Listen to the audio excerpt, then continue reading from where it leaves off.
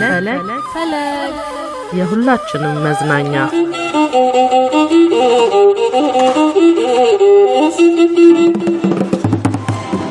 በመጀመሪያ ታረም ገና በዓል የሚባል ነገር የለም። ገና ጨዋታ ነው። የልደት በዓል ነው። የጌታችን መድኃኒታችን ኢየሱስ ክርስቶስ ልደት በዓል ስለሆነ በተለምዶ ነው እንጂ ወደ ገና ወሰድ ነው።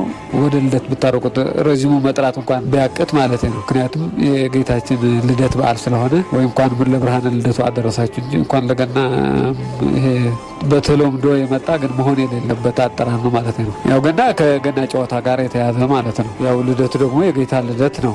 ያው ግልጽ ነው ልዩነቱ ማለት ነው። ግን ያው ገና ጨዋታ ያለው ከዛ ጋር ተንተርሶ ስለሆነ መጀመሪያው እንግዲህ ገና ጨዋታ በኢትዮጵያ ባህል መሰረት ገና ዕለት ይጀምራል፣ ጥምቀት ያበቃል። ከገና እስከ ጥምቀት ባለው ክልል ነው የገና ጨዋታ ኢትዮጵያ ውስጥ። ከዛ ውጭ አይካሄድም። ገጠር ነው የሚኖረው። እንግዲህ አሁን እሱ እንዳልከው ገጠር በአብዛኛው ጊዜ እየተዳከመ መጥቷል። ድሮ የገና መጫወቻ ሜዳ በራሱ የተከለለ ነው። ሌላ ነገር አይሰራበትም። እርሻ ልክ ስሪ ምን አይደለም ኳስ መጫወቻ ልክ እንደገና የገና ሜዳ የታወቀ ነው። ልኩ ወሰኑ ድንበሩ የታወቀ ሆነው ሰው ያውቀዋል። አመታዊ ውድድር ይካሄድበታል። ስለዚህ ያን መሬት ጥበትም የለም ድሮ። ስለዚህ በየጎጡ በየቀበሌው አለ ሜዳ የታወቀ ነው ማለት ነው። ስለዚህ ውድድርም ስላለ የገናም ትልቁ ለየት የሚያደርገው ጨዋታ ኳስ ጨዋታም አለ። በነገራችን ላይ ድሮ አሁን እናንተ አታውቁም አይደለም? ኢትዮጵያ እንደነወጥት ኢትዮጵያ ውስጥ ነው በግዕዝ መጽሐፍት ሁሉ ተጽፏል። አሁን ሳይሆን ልክ እንደ አሜሪካውያኖች ምንድነው የምትሉት እየተጋፉ ቢጫወቱት ኳስ እሱ ነው የሚመስለው። የኛ ኢትዮጵያ ባህላዊ ኳስ ይጥንት ፋሲካ ስለሆነ የሚጫወተው ከፋሲካ እስከ ዳግማዊ ትንሣኤ የእግር ኳስ ለኛ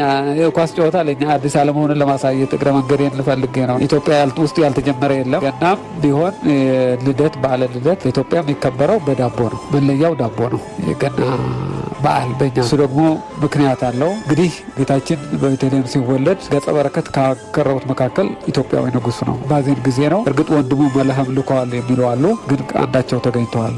እዛ ገጸ በረከት ወርቅ አቅርበዋል፣ ዕጣን ከርቤ ማለት ነው። ስለዚህ ያኔ እዛ እንደተገኙ ሲመለሱ በቤታችን የገብስ ዳቦ ሰጠቻቸው ለስንቃቸው ይሆን ብላ አስነቀቶም ህብስተ ሰገም ነው የሚለው መጽሐፍ። ስለዚህ ያን ከነ ሰራዊት እንግዲህ ንጉሥ ሲሄድ ሰራዊት አስከትሎ ነው የሚሄድ። ከዛ ጀምሮ እስከ ኢትዮጵያ ድረስ የተሰጣቸው ዳቦ አላለቀም እና ከቤተልሔም ጀምሮ ከዚህም ሲሄዱ ኮከብ እየመራቸው። በነገራችን ላይ ስነ ፈለክ አስትሮኖሚ ኢትዮጵያ ነው የጀመርነው። ፈረንጆቹም ያምናሉ፣ በብዙ መጽሐፍ ጽፈውታል ከጥንት ጀምሮ። እነዚህ ስነ ፈለክ ተመራማሪዎቹ እነዚህ ኮከብ ቆጣሪዎች ጌታችን መቼ እንደሚወለድ ከኢትዮጵያ ሲነሱ እነዚህ ሰባ ሰገል የሚባሉ ኢትዮጵያውያን ናቸው። ሰግሌ የሚባል ቦታ አለ ትግራይ፣ እሱ ነበሩበት የሚባለው ሰግላሜን የሚባል ሁለት ቦታዎች አሉ አክሱም ዙሪያ እና ከዚህ ነው የሄዱትና እንዲያው ምንድነው የሚሉት አባቶች ከዚህ ሰራዊት አስከትለው ሲሄዱ ኮከብ እየመራቸው ሄሮድስ እንግዲህ እንደዚህ ህፃናትን ያስፈጃው ጌታ ይወለዳል ተብሎ ትንቢት ስለነበረ ያን እዛ ሄሮድስ ሰላይ ላከባቸው። ያውቃል መምጣታቸው። እነሱን ልብስ አስመስሎ አስለብሶ አንድ ወታደር መሀላቸው አስገባ በጨለማ። ከዛ ኮከብ አልንቀሳቀስም አለ። ከዛ እንግዲህ የሆነ ነገር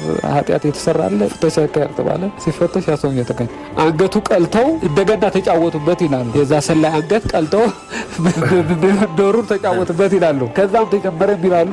በሌላ በኩል ደግሞ የለም የቤተልሔም እረኞች ራሳቸው የዛ አይነት ጨዋታ ይጫወቱ ነበር።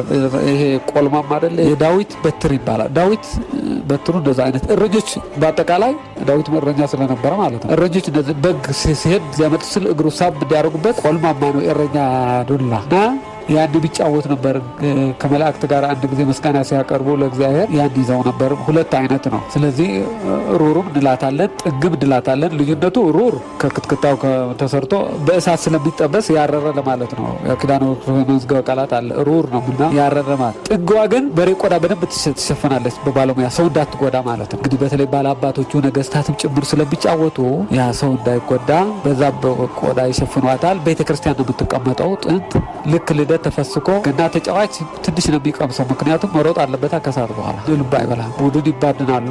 በሁለት 12 ነው አንድ ቡድን የሚይዘው። አምበል ይባላል መሪው። ልክ አሁን እንደዛሬው አምበል ከኛ የመጣ አምበል ነው። ከዛ ስም ይወጣላቸዋል። ከነብር ወይም ከአንበሳ፣ ከሸቶል ወይም ከጦር፣ ከምድር ተሽከርካሪ፣ ከአየር በራሪ እንደዚህ አይነት ሁለት ስም ይመጣ በእጣ ስም ይሰጣቸዋል። የቡድን ስም የዛን ጊዜ ነው የሚሰጣቸው ማለት ነው። ያው ይጫወታሉ። 9 ሰዓት ይጀመራል። ፀሐይዋ እስክትጠልቅ ለአይን ብክ እስክል ድረስ ሰዓቱ ሌላ እንትን የለውም።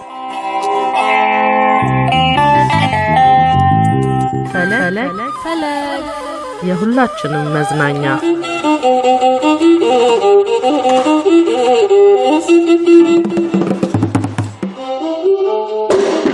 ጌታችን የተወለደው የሰው ልጅ በሙሉ ነፃ ለማውጣት እኩል ለማድረግ ነው። ከዛ ተመስርቶ በዛን ጊዜ የልደት ዕለት ጌታ አሽከር ምናምን ይብል እንደፈለከው መሳረብ ትችላለህ። ያን አይቆጡም ጌታ የሚባለው እኮ እንደዛ ነው። እና በሌላ በኩል ልደት ለየት የሚያደርገው ተጫዋቾቹ ሁለቱም ተሸናፊም አሸናፊው በነገራችን ላይ ግቡ ማለብ ነው የሚባለው። ደንበሩ ማለብ ማለት ልክ እንደ ጎል ነው የምንለው። እዛ ያለፈች ባለፈ ይደመሩና እስከዛ ሰዓት ያለውን የትኛው ቡድን ስንት ግብ አገባ ማለት ቆጥሮ አሸናፊ ይታወቃል። ግን አሸናፊና ተሸናፊ አንድ ላይ ነው የሚበሉት። እንደ ነገስ ከሆነ ንጉሱ፣ ባላባት ከሆነ ባለ ከዛ ወደ ታች ገበሬም ከሆነ ሀብታም ገበሬ ለዚህ ተብሎ ይዘጋጁና ተሸናፊ አንድ ላይ ነው የሚበሉት።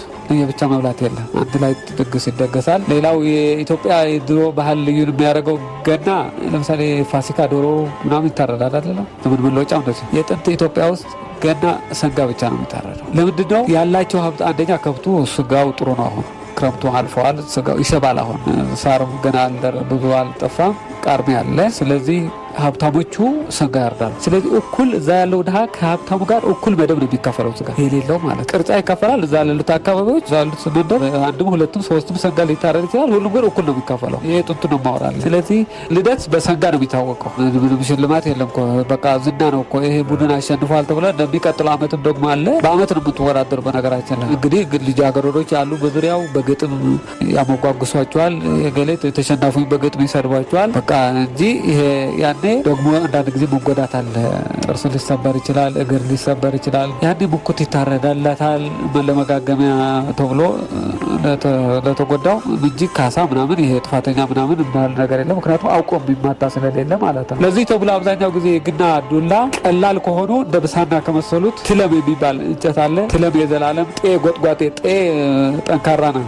እንደዚህ ሲገጥሙ እንደዚህ ይላሉና የተወሰኑ የዛፍ አይነቶች አሉ። እነሱ ምንድን ናቸው? ቀላል ናቸው ግን አይሰበሩም። አሁን ብሳና ብዙ ነው አይሰበርም፣ ግን በጣም ቀላል ደቃጫ ነገር ነው። በእርጥቡ እሳቱ ሲከቱትና ጫፏን ይቆለሟታል። እሳት አንድደህ ማለት ነው። በእርጥቡ ቢገሰው ቢመታ እንዳይጎዳ ለማለት ነው። ገኘው እንጨት አይሆንም ለገና ዱላ የተመረጠ ነው። ምክንያቱም ሰው የማይጎዳ ሆኖ የማይሰበር የእንጨት አይነት ማለት ነው እንጂ ዝም ብለህ ያገኘው አታረግም። የደጋ ስትሄድ ትለማሉ፣ ብሳና ቆላው ስትሄዳሉ። ግን የተመረጡ የዛፍ አይነቶች ናቸው። አንደኛ በየቀበሌው ለገና ሜዳ ተብሎ ቢተው ልክ ታስታውሷለህ። የገና ሜዳ መኖር ራሱ ወጣቱ እንዲጫወት ይጋብዘዋል። አሁን ሁሉም ስለተጣበበ ተጫወት ብትለው እኮ መጫወቻ እንኳን የለውም፣ ቦታም የለውም። ስለዚህ ልክ ሁሉም የሚመለከታቸው አካላት ተነጋግረው በየቦታው ይሄን መጫወቻ ሜዳ መኖር አለበት። አንድ ያ ካለ ይመጣል ራሱ አባቶች አሉ የሚያውቁት ባህሉን የሚያውቁት ልክ ማስተማር አለባቸው። አሁን ባህላዊ ስፖርቱ ይባላል አይደለም? ይሄ የሀገር አቀፍ ባህላዊ ገና ጨዋታ አሁን መሆን አለበት ባይነኝ። ሁሉም አንድ አይነት ባይሆን በአንድ ጊዜ ባይሆን ገበጣው ገናውም ሌላውም ትግሉ ምናምን አንድ ጊዜ ባይሆን የገና ጨዋታ ከበዓሉ ጋር የተሳሰረ ስለሆነ እንደዛ ቢሆን ሁሉም ነው የሚሳተፍበት። አሁን ወጣት ምናምን እየመረጥክ ነው አይደለም የምትጫወተው? እንደሱ አይደለም ገና ባህሉ። ሌላው በእድሜ ልክ ነው አይደለም? እዚህ ላይ ንጉሱም ይገባል፣ አሽከሩም ይገባል፣ ሁሉም ነው የሚገባው። ወንዶች ብቻ ስለሆኑ ነው የገና ጨዋታ። ዳኛ አለ፣ ቡድን አባቶች የሚባሉ አሉ። ዳኛ በስነ ስርዓት አለው። ሁለት ዳኛ ነው ያለው። አንዱ በዛ ጫፍ ይሆናል፣ አንዱ በዚህ ጫፍ። ወደ መሀል ሁለቱ ይመጣሉ፣ ወደዛች መጅ ማስጀመሪያ መሀል። ስለዚህ ፍሽካ ያላቸው እንጂ ያው ስነ ስርዓቱ ሁሉ እንዳለ አላግባብ ምናምን ካለ ለምሳሌ ዱላ እንትኗ ስትመታ ሌላው ካደናቀፈ ምናምን እንደዛ አይነት አቁም ብለው የሚያስጀምሩበት ምናምን ሁሉ የራሳቸው ህግ አላቸው።